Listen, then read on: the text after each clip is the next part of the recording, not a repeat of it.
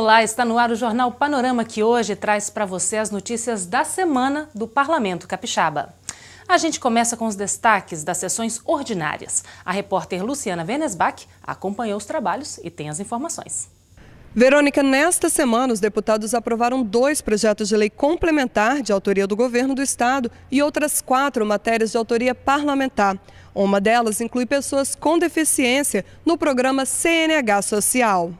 O projeto do Executivo, que ficou conhecido como CNH Social, facilita a obtenção de carteiras de motorista para os menos favorecidos, como beneficiários do Bolsa Família, desempregados ou empregados que recebam até 2 salários mínimos. Para essas pessoas, o governo oferece vagas gratuitas em cursos de formação de condutores. Agora, um projeto de lei estende o benefício para pessoas com deficiência. O autor da iniciativa é o deputado Cláudio Vereza. Para ele, esse grupo já encontra muita dificuldade, a começar pela escolha da autoescola, já que poucas possuem carros adaptados. Nós estamos acrescentando esse cuidado especial para com as pessoas com deficiência, já que a locomoção é a sua dificuldade principal.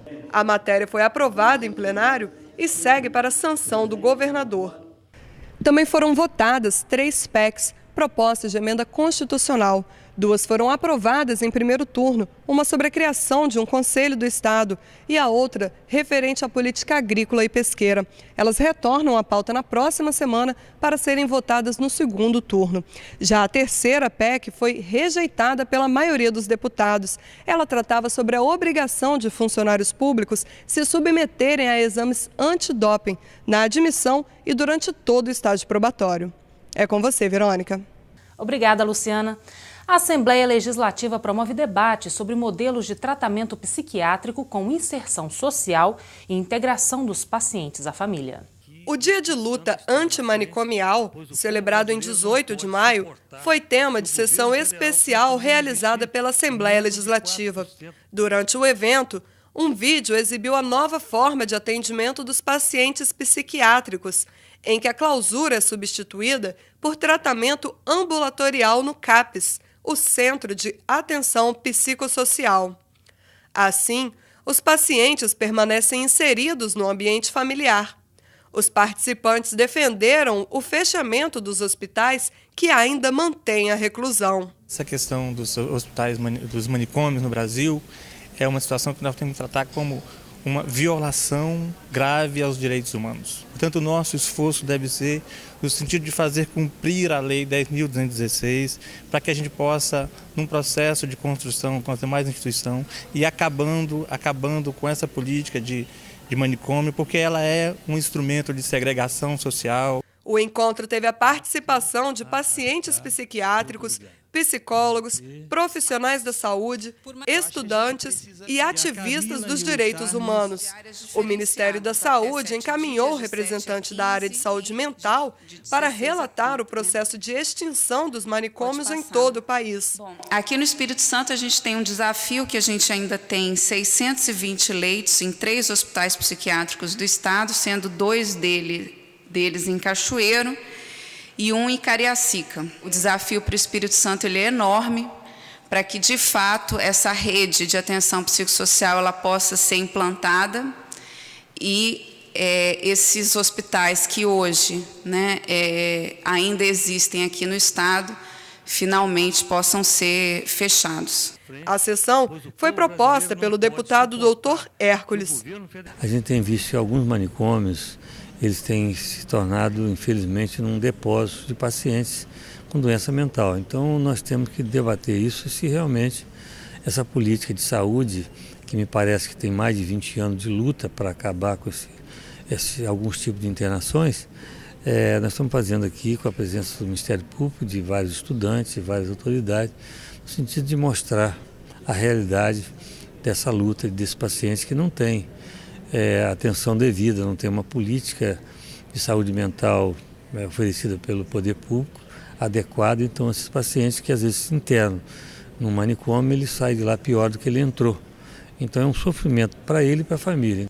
Acompanhe agora as informações sobre o trabalho das comissões da Casa esta semana. A CPI, Comissão Parlamentar de Inquérito sobre Telefonia Celular, realizou sua terceira reunião. Os deputados receberam o gerente da Anatel, Maxwell de Souza Freitas, para conhecer as atividades de fiscalização do órgão. Os parlamentares solicitaram um relatório completo das atividades da Anatel. O documento vai nortear os próximos passos do grupo, instituído para apurar os problemas causados aos consumidores capixabas pelas falhas das empresas de telefonia móvel. Solicitamos ao presidente Teodorico uma consultoria técnica, que se contrate uma consultoria técnica para nós, para que a gente consiga decifrar algumas informações que são muito codificadas. A Comissão Especial de Petróleo, Gás e Energia continua com o debate sobre os altos preços dos combustíveis no Espírito Santo. O grupo recebeu representantes de várias distribuidoras que fornecem combustível para os postos capixabas. Os deputados questionaram a diferença do preço com relação aos outros estados e entre os estabelecimentos da mesma bandeira localizados em municípios diferentes. Na Comissão de Turismo e Desporto foi aprovado o projeto de lei que obriga a instalação de placas informativas bilíngues em terminais rodoviários, ferroviários, transportes públicos, monumentos históricos e outras atrações turísticas. A matéria é de autoria da deputada Aparecida Denadai. Deputados da Comissão de Infraestrutura receberam o diretor-presidente da CESAM, Neivaldo Bragato, para esclarecer os problemas no abastecimento de água no Espírito Santo. Durante a reunião também foram discutidos os investimentos do Estado para melhorias no serviço. Já na Comissão de Saúde, a situação dos pacientes ostomizados foi tema da reunião. Os deputados ouviram o especialista no tratamento dos doentes, Francisco de Azevedo Barros. O médico destacou a necessidade de melhorar a qualidade de vida dos pacientes, que precisam usar uma bolsa coletora para as necessidades fisiológicas. A elaboração do Plano Estadual de Educação foi destaque na comissão da Casa. Os deputados se reuniram com integrantes do Fórum Estadual Permanente de Educação no Espírito Santo, inclusive o secretário de Estado na área, Klinger Barbosa, que preside o grupo. A comissão está ajudando na elaboração do plano. O jornal é em tramitação no Congresso. Depois de pronto, o texto estadual passa pela análise e votação da Assembleia Legislativa. Já a Comissão de Assistência Social debateu os avanços e os desafios para o desenvolvimento pelos municípios das atividades na área. A presidente do Colegiado de Gestores Municipais de Assistência Social do Estado, Maria Helena Neto, participou da reunião.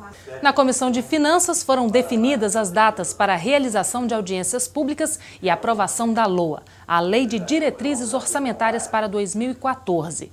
A lei orienta a elaboração e a execução do orçamento anual do Estado.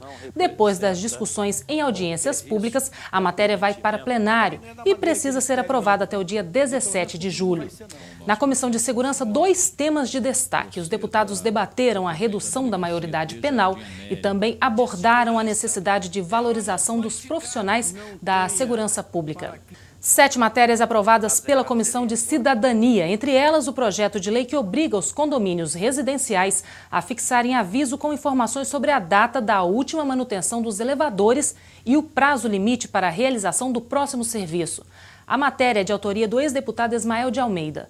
A comissão também decidiu realizar 2 audiências públicas, uma sobre o combate à exploração sexual infantil e outra sobre a política estadual de recursos hídricos.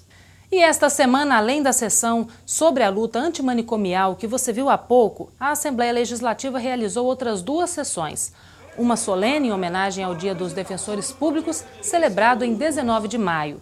Durante o evento, os participantes ressaltaram a necessidade de instalar a Defensoria Pública em todos os 78 municípios do estado. O órgão é responsável pela defesa das pessoas sem condições para pagar por um advogado particular. O evento foi proposto pelo deputado Glauber Coelho. Também foi realizada uma sessão especial para debater a Valia, que é o Fundo de Previdência Complementar dos profissionais que atuam na Vale. Trabalhadores, aposentados e pensionistas discutiram a destinação que deve ser dada aos valores de superávit do fundo. A deputada Janete de Sá propôs o encontro.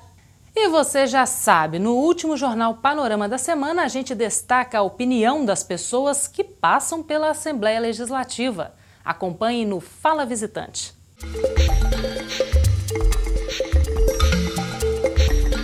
presença do cidadão aqui só vem demonstrar a proximidade que tem hoje a população do poder político.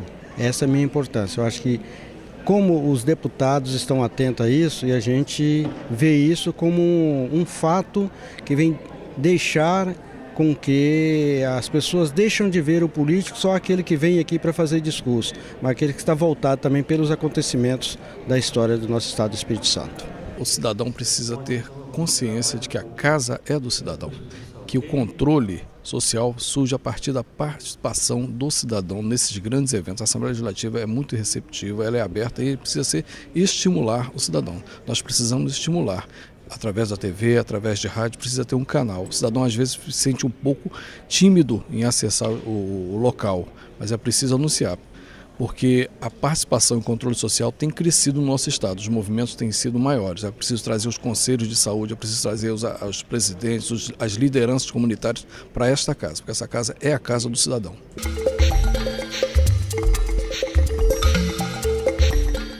E o Jornal Panorama fica por aqui, mas você pode continuar acompanhando o trabalho dos deputados através do nosso site, do Facebook e também do Twitter.